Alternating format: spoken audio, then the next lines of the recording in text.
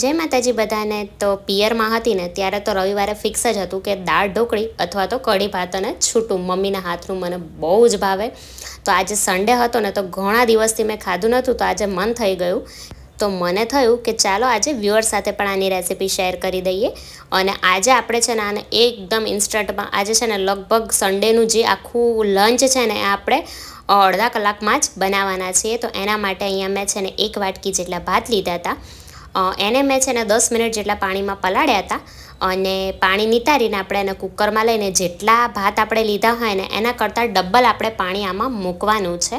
એમાં આપણે સ્વાદ પ્રમાણે મીઠું, 2 જેટલા લવિંગ અને 1 ચમચી જેટલું ઘી ઉમેરીને મીડિયમ ફ્લેમ ઉપર છે ને 2 વિસલ થાય ને એટલું એને થવા દઈશું। આ રીતે લવિંગ અને ઘી ઉમેરીને જ્યારે તમે ભાત બનાવો ને ત્યારે એટલી સરસ સુગંધ આવે છે ને, એમાંથી બહુ જ મજા આવશે ખાવાની। તો ભાત થાય ને ત્યાં સુધી ફટાફટથી આપણે આપણું છૂટું વઘારી લઈએ, કારણ કે આપણે ચેલેન્જ આપી છે કે અડધો કલાકમાં જ આજે આપણે આખું લંચ બનાવવાના છીએ।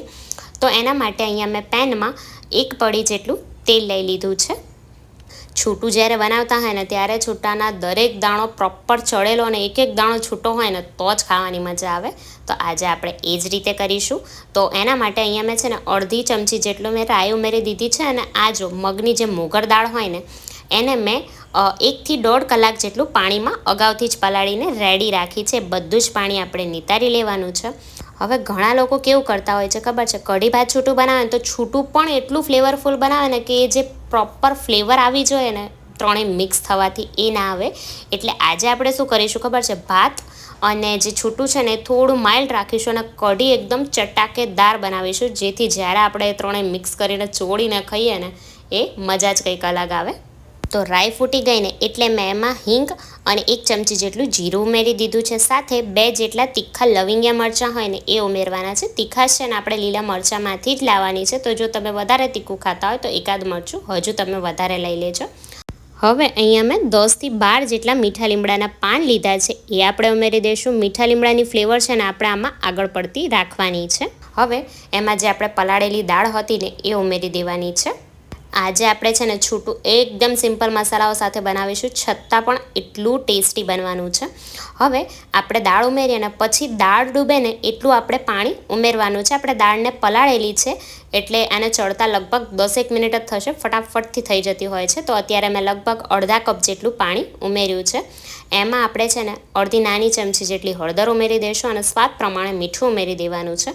અને હવે આપણે આને ઢાંકીને દાળ પ્રોપર ચડી જાય ને એટલું કૂક થવા દઈશું। લગભગ 10 મિનિટ જ થશે અને આપણું છૂટું બનીને રેડી થઈ જશે। તો હવે આપણે આને ઢાંકીને સાઈડમાં મૂકી દઈએ અને ફટાફટથી આપણે આપણા કઢી માટેની તૈયારી કરી લઈએ। તો એના માટે અહીંયા મેં એક ખાયણી લીધી છે, એમાં આપણે છે ને 7 થી 8 જેટલા મીઠા લીમડાના પાન લઈ લઈશું।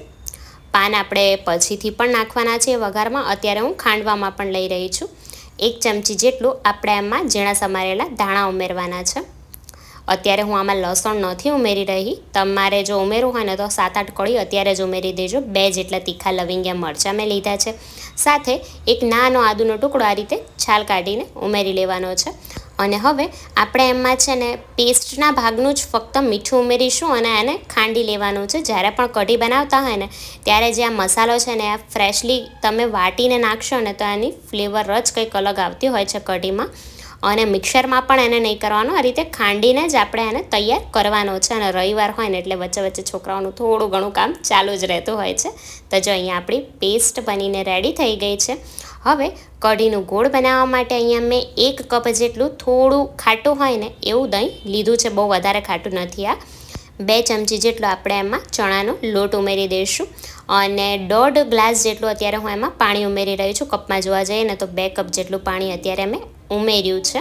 હવે જો તમે હેન્ડ વિસ્કરથી આને મિક્સ કરવાના હોય ને તો પહેલાં દહીં અને ચણાનો લોટ મિક્સ કરી લેવાનો, પછી પાણી ઉમેરવાનું, જેથી ગાંઠા ના પડે। અત્યારે હું બ્લેન્ડર વાપરવાની છું, તો મેં બધું જ સાથે મિક્સ કરીને બ્લેન્ડર ફેરવી દઈશ। અને બીજી તરફ જો અહીંયા આપણી દાળ પણ સરસ કૂક થઈ ગઈ છે। જો આ રીતે દાણો હાથમાં લઈએ ને તો એક એક દાણો આખો છે ને દબાવીએ ને તો એ સરસ ચડી ગયો છે। હવે આપણે એમાં બાકીના મસાલા કરી લઈએ। આપણે લીલા મરચાં વધારે જ લીધા છે, તો અડધી ચમચી જેટલું હું લાલ મરચું ઉમેરીશ અને 1 નાની ચમચી જેટલું ધાણા જીરું ઉમેરવાનું છે। અને આ રીતે હાથમાં છે ને થોડું અમથું પાણી લઈને આપણે પાણી છટકોળી દઈશું, જેથી મસાલા પ્રોપર દાળ સાથે મિક્સ થઈ જાય। અને હવે આપણે આને ઢાંકીને ફક્ત ફક્ત 2 મિનિટ જેટલું થવા દેવાનું છે, જેથી આપણું છૂટું રેડી થઈ જશે. અને બીજી તરફ જો અહીંયા આપણું કઢીનું ગોળ પણ સરસ રેડી થઈ ગયું છે. અને હવે આપણે કઢી વઘારીએ ને એ પહેલાં આપણી દાળ અહીંયા રેડી થઈ ગઈ છે. તો એમાં છે ને થોડા આમથા ઝીણા સમારેલા ધાણા ઉમેરી દઈશું. સોરી, થોડા નહીં, હું છે ને થોડા વધારે જ ઉમેર્યું છું, કારણ કે મને ધાણાની ફ્લેવર આમાં ખૂબ સરસ લાગે છે. અને ધાણા છે પણ અત્યારે ખૂબ મોંઘા. તો જ્યાં સુધી આપણું છૂટું રેડી થયું ને ત્યાં સુધી આપણા ભાત પણ રેડી થઈ ગયા છે. અને લગભગ અત્યારે 20 મિનિટ જેટલો સમય થયો છે. તો 10 મિનિટમાં આપણી કઢી પણ રેડી થઈ જશે. ને કઢી જ્યાં સુધી ઉકળશે ને ત્યાં સુધી હું લોટ પણ બાંધી લઈશ. તો મેં મિશ્રણ છે ને પેનમાં લઈ લીધું છે, અને એમાં છે ને સાથે જ આપણે મીઠું ઉમેરી દેવાનું છે. આમ કરવાથી છે ને તમારી કઢી ક્યારેય નહીં ફાટે.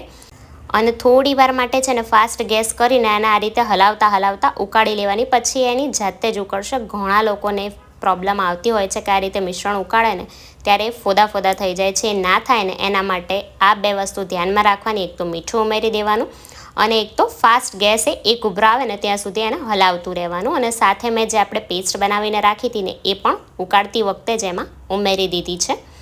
હવે ગળપણ માટે છે ને અત્યારે તો હું આમાં ખાંડ ઉમેરી રહી છું, પણ જો તમારે ગોળ લેવો હોય તો તમે ગોળ પણ લઈ શકો છો. તો અત્યારે હું આમાં છે ને 1 થી 1.5 ચમચી જેટલી ખાંડ ઉમેરી દઈશ. ગળપણ કેટલું ઉમેરવું ને ટોટલી તમારા ઉપર આધાર રાખે છે. એક તો દહીં કેટલું ખાટું છે એ જોઈ લેવાનું, અને તમારા ઘરમાં કઈ પ્રકારની ખાટી મીઠી કઢી ખવાય છે એ સહેજ ટેસ્ટ કરી લેવાનું. તો હવે આપણે છે ને કઢીને સાઈડમાં ઉકળવા માટે મૂકી દઈશું. ધીરા ગેસે ઉકળશે ત્યાં સુધી આપણે ફટાફટથી એનો વઘાર કરી લઈએ. તો એના માટે એમાં છે ને હું 1.5 ચમચી જેટલું ઘી લઈ લઈશ. ઘીમાં વઘારેલી કઢીની વાત જ કંઈક અલગ હોય છે.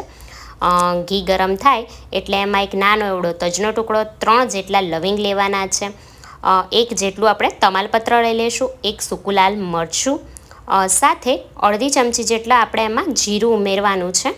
બધું સરસ મિક્સ કરી જીરું સંતળાઈ જાય ને એટલે આપણે એમાં 8 થી 10 જેટલા મેથી દાણા ઉમેરી દઈશું. સાથે 7 થી 8 જેટલા મીઠા લીમડાના પાન ઉમેરવાના છે. બધું જ સરસ મિક્સ કરી એમાં એક નાની ચમચી ભરીને આપણે હિંગ ઉમેરી દઈશું. હિંગની ફ્લેવર થોડી આગળ પડતી રાખવાની. અને હવે આપણે આ વઘારને આપણી કઢીમાં ઉમેરી દઈશું. વઘાર્યું કઢીમાં બોળીએ અને જે અવાજ આવે ને તો જ પ્રોપર વઘાર થયો કહેવાય. તો હવે આપણે આ કઢીને અહીંયા ટ્રાન્સફર કરી લઈએ. અને હવે ફરીથી આપણે એને 2 થી 3 ઉભરા આવે ને એટલું ઉકાળી લઈશું. કઢી 7 ઉભરા જેટલી ઉકળે ને તો જ એની સરસ ફ્લેવર આવતી હોય છે. કઢીને ઉકળવા મૂકીને સાઈડમાં મેં લોટ બાંધી લીધો. અને અહીંયા આપણી કઢી પણ હવે રેડી થઈ ગઈ છે. આપણે છે ને એકવાર સહેજ એને ટેસ્ટ કરી જોઈશું કે પ્રોપર છે કે નહીં.